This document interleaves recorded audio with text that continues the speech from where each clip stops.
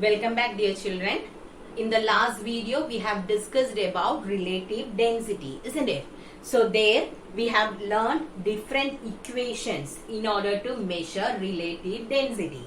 And in all those cases, what you have to keep in mind? In order to get relative density, it is mass or weight of certain volume of a substance by mass or weight of equal volume of water. That means in both the cases, the volume of the liquid should be same, isn't it? So when you are measuring relative density, the main thing is volume of the liquid as well as water should be same. So how will we take equal volume of liquid as well as water? For that, we have a bottle called density bottle or relative density bottle. Okay. So this is a bottle which is designed in order to get same volume for all the liquids which is taken in it. Okay. So density bottle holds equal volume of liquids taken in it. Is it clear? When you are calculating relative density, the liquids which we take should have same volume as that of water. Okay. Now we are considering only about liquids. If it is a solid object, we cannot use this density bottle directly. Okay. So we are speaking just about the liquids.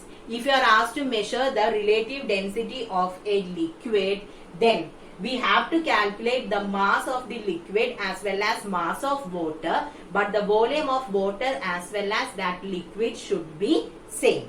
So for that we are using the density bottle, or you can call it as specific gravity bottle.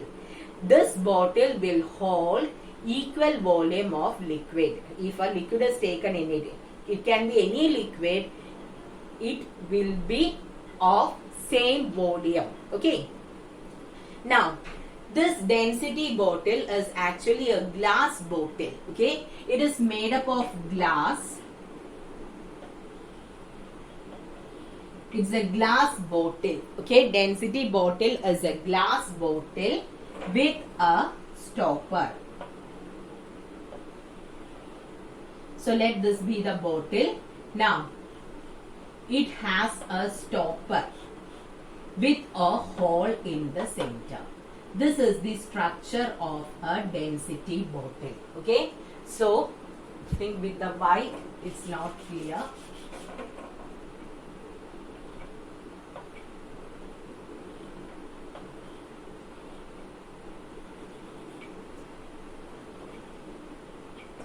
So it is a density bottle is a glass bottle with a stopper, and there is a hole in the center of the stopper. So if you are taking a liquid inside this density bottle, once it is completely filled, what happens? Excess water will move out through this hole and you will be getting same volume of the liquid. Okay. It always gives, density bottle always gives same volume of a liquid. If you take a liquid, any liquid in it, for all the liquids will be getting the same volume, because it is an equipment. In the case of a measuring cylinder and all, it will help us to measure volume, isn't it? What is the use of a measuring cylinder? It is used in order to measure volume of liquids, and there markings are given so that different volumes can be measured. But in the case of a density bottle, only a single volume will be obtained. Density bottles are made or constructed to measure a particular volume. Okay. So each bottle will be having a particular volume. And this is the structure. It is a glass bottle with a stopper. In the center, a small opening is there. So when you are pouring water into it, what happens? Or a liquid, first it gets completely filled and the excess water will go out. So you will be getting same volume there. Okay. So hope it is clear about density bottle. Okay. Then now we will check how can we measure relative density using a density bottle. Okay. So, relative density is given by the equation mass of certain volume of a liquid by mass of equal volume of water. So, what we need is first take an empty density bottle and measure its mass. Okay. Measure the mass of an empty density bottle. So, empty bottle. Let it be M1. Okay. Mass of empty density bottle be M1. Now, pour the liquid whose relative density has to be measured. So, once it is filled, then the excess liquid will move out through the opening in the stopper. So, you will be getting a particular volume of liquid using the density bottle. So, mass of bottle with liquid. Okay. Fill the density bottle with the given liquid and measure the mass. Let it be M2. Now, pour the liquid out, then wash it and dry it. Next, you can pour water into it. Okay. Fill the density bottle with water. So, mass of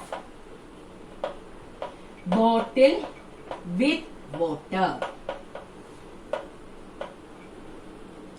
This is equal to M3. Let M3 be the measurement. Okay. So, first, in order to measure relative density using a density bottle, I have taken an empty density bottle and its mass is measured. Let it be M1. Now, pour the liquid whose density has to be measured, density or relative density. Then, measure its mass, let it be M2. Now, pour the liquid out, wash it. Okay, we have to wash it and dry it. Then you can pour water into the density bottle. So, the water as well as the liquid taken in the density bottle will be of same volume. Now, let the mass be M3. Now, what is the equation for relative density? It is then mass of certain volume of the liquid. So, what will be the mass of the liquid from this? M2 means it is mass of the bottle plus liquid. M1 means it is the mass of the bottle alone. So, what will be the equation to calculate mass of the liquid? It is M2 minus M1 divided by, what should come in the denominator? In the denominator, we need the mass of equal volume of water. Mass of bottle with water is M3, empty bottle is M1. So, what is our equation? M2 minus M1 by M3 minus M1 will give you the relative density of the liquid. Okay. So, it's very simple. Relative density, when you are calculating relative density, volume of the liquid as well as water should be same. So, in order to get equal volume of all the liquids, we are using a density bottle, a glass bottle with a stopper and an opening on it. So, it always gives a specific volume. Okay. Then, first you have to take the empty density bottle, measure its mass, let it be M1. Pour the liquid into it, measure it, let the mass be M2. Then M2 minus M1 will give you the mass of the liquid alone. Then pour the liquid out, wash it and fill it with water. Take the measurement, measure the mass again, let it be M3. M3 minus M1 will give you the mass of water alone. Now, relative density is calculated using the equation mass of certain volume of a liquid by mass of equal volume of water. That means M2 minus M1 by M3 minus M1. Okay. So, I think it is clear for you. Now, you can take your textbook. I'll tell you about the homework questions. Please take Page number 24. Okay. Answer in brief. In that, question number 4 will be the homework question. Relative density does not have a unit. Explain. So what is the answer? Relative density is a ratio. So there is no unit for relative density. So question number 4 is a homework question. Then in answer in detail. Question number 2. Question number 2. What is the density bottle? How can it be used in order to determine the density of a liquid? So, what is a density bottle? Its answer is given there. A bottle that always holds a constant volume of liquid is known as a density bottle. Page number 19. You can see the heading density bottle. In that first paragraph, second line, a bottle that always holds the constant volume of liquid is known as density bottle. Now, how can it be used in order to determine the density of a liquid? So, you have to write the entire experiment. Then, after that, what you have to do? Here it is to calculate relative density, but our question is to calculate density. So what will you write? Density will be equal to, relative density is density of a substance by density of water. So density of a substance is equal to relative density into density of water. Okay. So this you can write. Just add this line also in the answer. Okay, then only answer will be complete, because our question is to calculate the density using a density bottle. So here we have calculated relative density. From relative density you will get the density. Relative density into density of water will give you the density of the substance. Okay. Now question number 3. You have to copy this question in your notebook and I'll tell you how you can do it. Okay. Question number 3. Relative density of, it will be of, okay. It is given as if in your textbook. Relative density of a metal X is found to be 2.75. So when we do the numericals, first thing is to write what all things are given in the question. So, relative density of a metal X is found to be 2.75. So, I have written relative density is equal to 2.75. Since relative density is a ratio, there is no unit. Calculate the density of the metal X. So, you are asked to calculate the density. So, when you do the numericals, this is the method. Okay. That is, first you should write what all things are given in the question. After that, what you have to calculate. You can put a question mark there. So how will we get the answer? Relative density is given. We need density. So first thing is write the equation connecting this.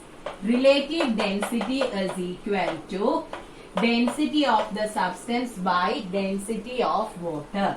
So, density of the substance is equal to relative density into density of water. Relative density is given as 2.75, and how much is density of water? So, if it is not asked in the question, always write the final answer in SI system. Okay.